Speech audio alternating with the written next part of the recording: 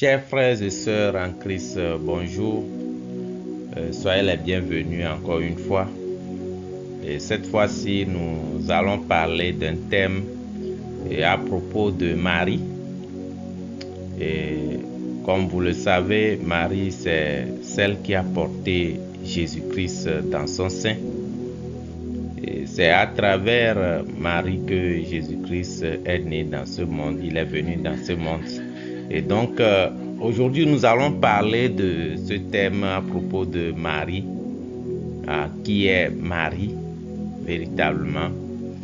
Et donc, nous allons parler du thème Marie est-elle réellement la mère de Jésus-Christ? Et donc, aujourd'hui, nous allons voir vraiment ce thème-là. Oui, c'est vrai. Quand nous voyons charnellement, selon la chair, Marie a porté Jésus-Christ et Jésus-Christ est né à travers Marie. Et donc, je crois qu'aujourd'hui, je vais aller beaucoup plus du côté spirituel. Je vois que si vous restez du côté charnel, vous n'allez pas pouvoir comprendre le message. Mais si vous restez du côté spirituel, vous pouvez comprendre exactement le sens des choses. Donc, avec les versets bibliques, nous allons parcourir la Bible.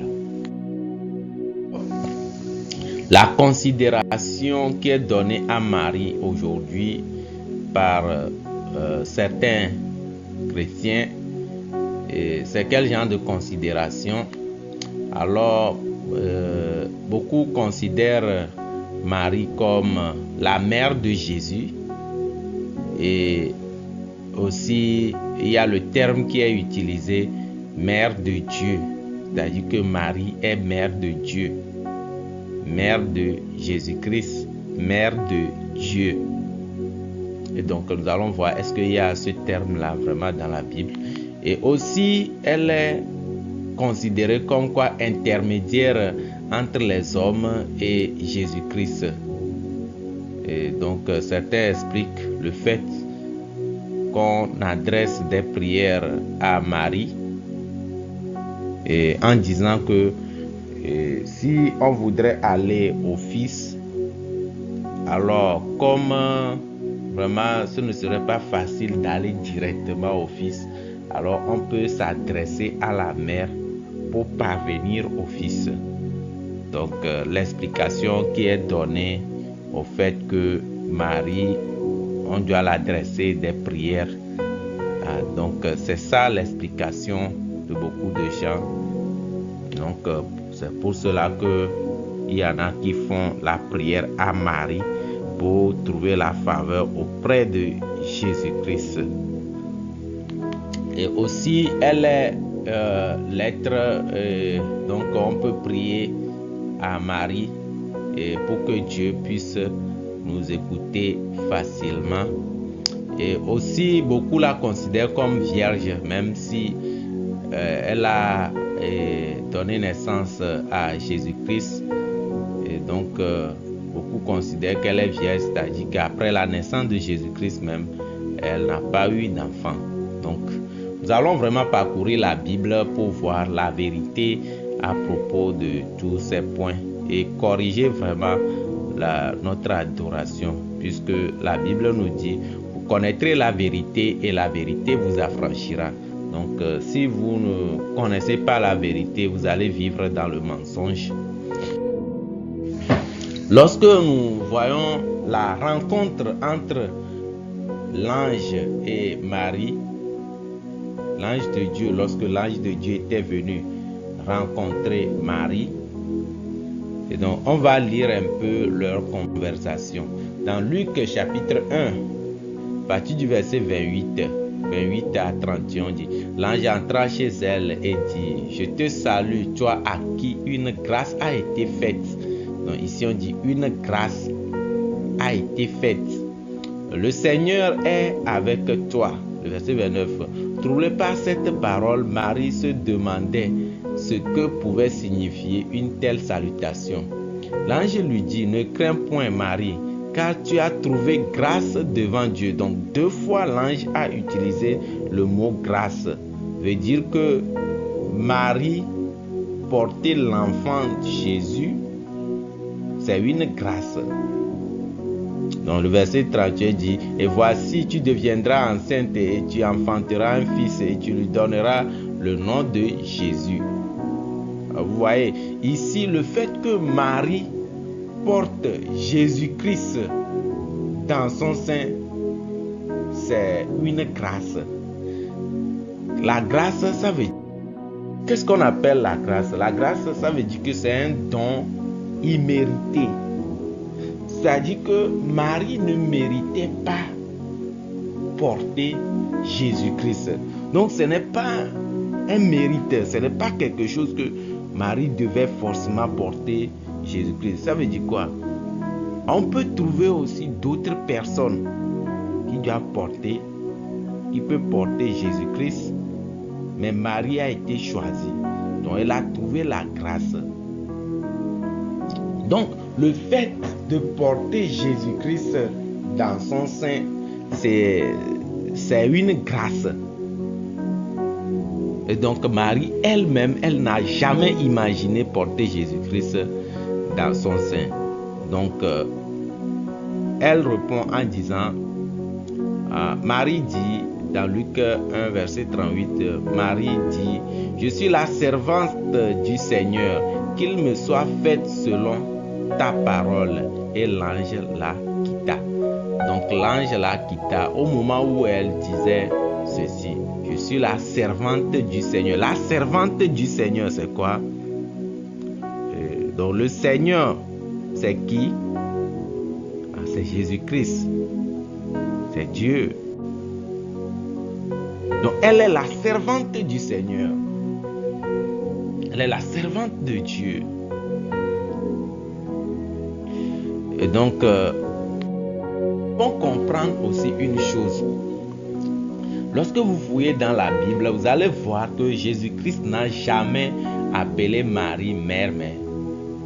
Il l'a toujours appelée femme. Et je ne sais pas si vous avez remarqué cela. Donc, je vais montrer quelques versets.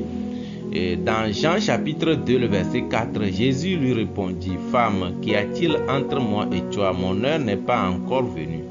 Donc, au moment des noces à Cana en Galilée, Marie était venue vers Jésus, mais Jésus répond à Marie: femme, qu'y a-t-il entre moi et toi? Donc Jésus n'a pas appelé Marie mère, mais il a appelé femme. Et donc ce que nous allons remarquer aussi, c'est dans Jean chapitre 19, le verset 28 et 26. Jean 19, verset 26, Jésus, voyant sa mère et auprès d'elle les disciples qu'il aimait, dit à sa mère: femme, voilà ton fils. Donc remarquez qu'il a appelé comment? Femme. Ce qui veut dire quoi? Comment Jésus-Christ appelait Marie? Femme. Donc il ne l'a pas appelée mère, mais il l'a appelée femme.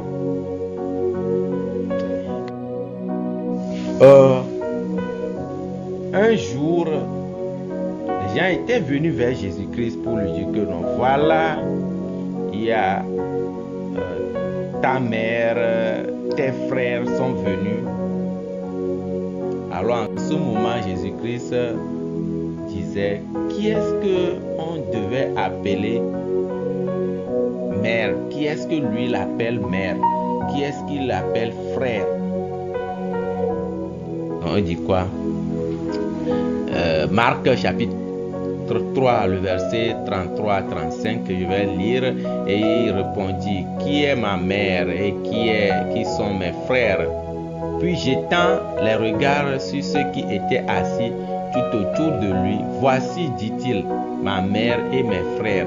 Car quiconque fait la volonté de Dieu, celui-là est mon frère, ma mère et ma sœur. Donc ici, nous allons voir que Jésus-Christ,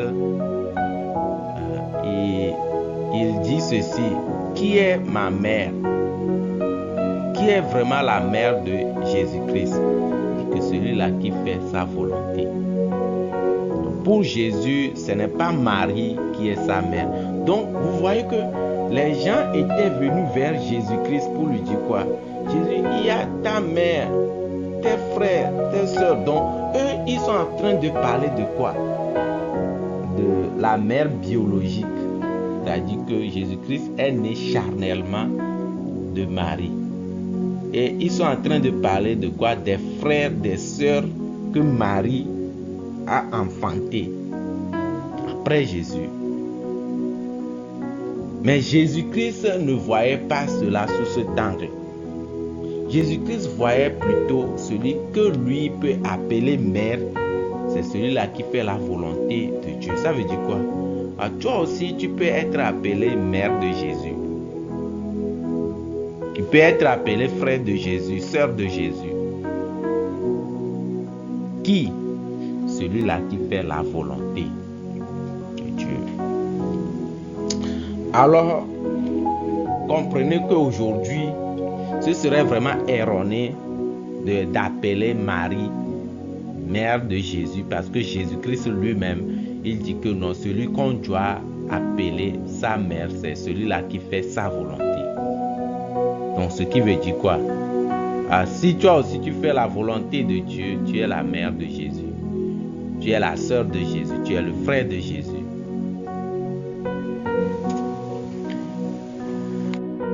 Nous allons voir dans la Bible. Il n'y a nulle part dans la Bible où Jésus-Christ avait fait quelque chose à quelqu'un sous la demande de Marie. C'est-à-dire que c'est parce que Marie est allée plaider à Jésus-Christ. À cause de ça, Jésus-Christ travaille pour quelqu'un. Donc, il n'y a pas ça. Et donc, nous allons voir déjà dans Jean chapitre 2, au à Cana en Galilée, quand vous voyez ce fait, on dit, le vin ayant manqué, la mère de Jésus lui dit, ils n'ont plus de vin. Jésus lui répondit, femme, qu'y a-t-il entre moi et toi? Mon heure n'est pas encore venue. Donc ici, Jésus dit, lorsque Marie était allée pour que Jésus intervienne parce qu'ils n'ont pas de vin, alors Jésus répondait que, femme, qu'y a-t-il entre moi et toi? Mon heure n'est pas encore arrivée. Donc, Marie était obligée de retourner vers les disciples pour leur dire, aux disciples, vous-même allez vers Jésus-Christ et faites ce qu'il vous dira. Donc ce qui veut dire quoi? Marie voudrait être intermédiaire entre Jésus-Christ et les disciples, mais en ce temps Jésus n'avait rien fait. Mais il disait plutôt que son heure n'est pas encore venue. Mais lorsque les disciples eux-mêmes sont allés vers Jésus-Christ, alors c'est en ce moment Jésus-Christ a commencé par travailler. Il a commencé par montrer ce qu'il devait faire. Donc ce qui veut dire quoi? Jésus n'a jamais travaillé parce que Marie l'a demandé, donc pour travailler pour les gens. Jésus-Christ n'a jamais travaillé comme ça. Mais quand les gens venaient à Jésus-Christ directement, Jésus-Christ travaillait.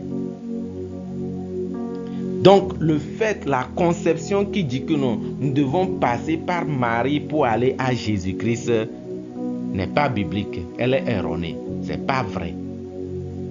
Donc c'est un moyen pour nous détourner vraiment de Jésus-Christ, pour nous détourner de la voie de Dieu. Nous allons voir la différence entre Marie et Jésus-Christ. Il y a une grande différence. Donc, c'est question de créature et créateur. Donc, quand nous voyons Marie, Marie, c'est une créature. Mais Jésus-Christ, c'est le créateur. Donc, Jésus-Christ est créateur, mais Marie est une créature. Donc, la créature qui devient mère du créateur. Quand on dit mère là, ça veut dire qu'il dépasse, la mère dépasse l'enfant. Donc, c'est mettre quoi, la créature au-dessus du Créateur, ça. Parce que le Créateur, lui, il existait depuis. Mais la créature, elle est créée à un certain moment. Donc, Jésus-Christ est créateur, mais Marie est une créature. Donc, nous avons la Sainte Trinité, le Père, le Fils et le Saint-Esprit. Dans la Sainte Trinité, il n'y a pas de place pour Marie. Donc, Marie aurait engendré Jésus-Christ. Dans la Sainte Trinité, non. Donc, ce qui veut dire quoi? La Marie est à la position de créature. Mais Jésus-Christ est à la position du Créateur. Et donc, l'intermédiaire entre l'homme et Dieu, c'est Jésus-Christ et non Marie. Dans Romains chapitre 8, le verset 34, on dit: qui les condamnera? Christ est mort, bien plus, il est ressuscité, il est à la droite de Dieu et il intercède pour nous. Donc ça veut dire quoi? Qui intercède? Christ intercède, il est à la droite de Dieu et il intercède pour nous. 1 Timothée chapitre 2, le verset 5 dit quoi? Car il y a un seul Dieu et aussi un seul médiateur entre Dieu et les hommes, Jésus-Christ homme. Donc Jésus-Christ est intermédiaire entre l'homme et Dieu. Alors quel intermédiaire les gens utilisent encore aujourd'hui qui est Marie? On dit que Jésus-Christ est l'intermédiaire entre vous et Dieu. Alors pourquoi adresser encore la prière à Marie? Adresser la prière à Marie, c'est se détourner de cet intermédiaire-là qui est Jésus-Christ. Et donc ce n'est pas biblique. Ce n'est pas la vraie adoration. Et puis vous allez remarquer que dans la Bible, le livre des Actes, c'est le livre qui montre comment est-ce que le Saint-Esprit, après la mort, la résurrection de Jésus-Christ, il est allé au ciel. Comment le Saint-Esprit est descendu à utiliser les apôtres pour l'œuvre de l'Évangile. Et nulle part vous n'allez pas voir les apôtres avaient mis Marie comme quoi mère de Jésus, alors ils devaient prier à Marie. Nulle part vous n'allez pas voir dans la Bible comme ça. Alors ce genre d'adoration est une pure invention des gens pour nous détourner vraiment de la vraie adoration de Dieu. Donc comprenez à travers les Écritures. Si vous voulez être trouver un intermédiaire entre vous et Dieu, c'est Jésus-Christ. Il est venu vers les hommes. Il a été avec nous. Il a habité au milieu de nous pour qu'il soit vraiment l'intermédiaire entre nous et Dieu et non Marie. Et Marie avait des enfants à part Jésus. Donc ce n'était pas Jésus-Christ qui était né à travers Marie uniquement, mais il y avait d'autres enfants. Remarquez déjà dans Luc 2 verset 7, il est dit: et elle enfanta son fils premier-né. Luc 2 verset 7, on dit quoi? Elle enfanta son fils premier-né. Oui, c'est vrai, Jésus-Christ c'est le premier-né. Donc quand on dit premier, ça veut dire quoi? Il y a deuxième, troisième, il y en a encore. Et quoi? Elle, la maillota, le coucha dans une crèche parce qu'il n'y avait pas de place pour eux dans l'hôtellerie. Et quand vous lisez dans Matthieu 13, verset 55, on dit quoi? N'est-ce pas le fils du charpentier? N'est-ce pas Marie qui est sa mère? Jacques, Joseph, Simon et Jude, ne sont-ils pas ses frères? Donc ici, les gens sont en train de parler charnellement, biologiquement. Jésus-Christ est né de Marie. Marie qui était la fiancée à Joseph. Donc ça veut dire que Marie s'est mariée à Joseph. Et elle a eu des enfants. Et donc Jésus-Christ qui est né de la vertu du Saint-Esprit, Mais après la naissance de Jésus-Christ, il y a eu qui? Jacques, Joseph, Simon, Jude. Donc les gens ont vu, et Marie a enfanté des enfants comme ça, donc ils les ont cités même. Donc ce qui veut dire quoi? Charnellement, Marie avait des enfants à part Jésus-Christ. Et donc, Marie, comment est née Marie? Et donc, quand vous voyez la Bible a dit, lorsque l'ange était venu dire, tu as acquis une grâce a été faite. La naissance de Marie est différente de la naissance de Jésus. Marie, elle aussi, elle est née de la relation entre homme et femme. Donc, toute personne qui est née de la relation homme et femme est issue de la lignée d'Adam. Donc, est née dans le péché. Mais Jésus-Christ n'est pas né de la relation homme et femme. On dit que Jésus-Christ est conçu par la vertu du Saint-Esprit. Donc c'est la parole qui est devenue chair en Marie. Donc c'est pourquoi la Bible dit que Marie a trouvé grâce. Donc Dieu a juste utilisé le corps de Marie pour que Jésus-Christ naisse à travers elle. Et donc Marie elle-même devait trouver grâce devant Jésus. Marie elle-même qui est née de la lignée d'Adam, alors devait avoir ses péchés lavés par le sang de Jésus-Christ. Donc Jésus-Christ est mort pour toute l'humanité et Marie aussi est classée dans l'humanité. Donc elle devait vraiment trouver la grâce auprès de Jésus-Christ, reconnaître vraiment le travail de Jésus-Christ dans sa vie. Et à travers cela, elle aussi, elle devait être sauvée par quoi? Par qui? Par Jésus-Christ. Donc, je crois qu'à travers cet exposé, vous aussi, vous pouvez comprendre exactement. C'est vrai, ça peut ne pas être conforme à votre conception, mais lisez la Bible. N'adorez pas Dieu, la Bible fermée. Ouvrez la Bible. N'adorez pas Dieu en fermant les yeux. Ouvrez les yeux et lisez la Bible. Alors quand vous lisez la Bible, vous allez voir si vous êtes dans la vraie adoration ou bien dans une fausse adoration. Que Dieu vous aide, que Dieu vous accompagne. J'espère que vraiment Dieu vous donne vraiment la grâce. Oui, c'est vrai, vous avez écouté. Si vous avez des questions, vous pouvez nous les envoyer en inbox. Alors nous sommes prêts à vous répondre sur toutes les questions. Merci beaucoup et à la prochaine.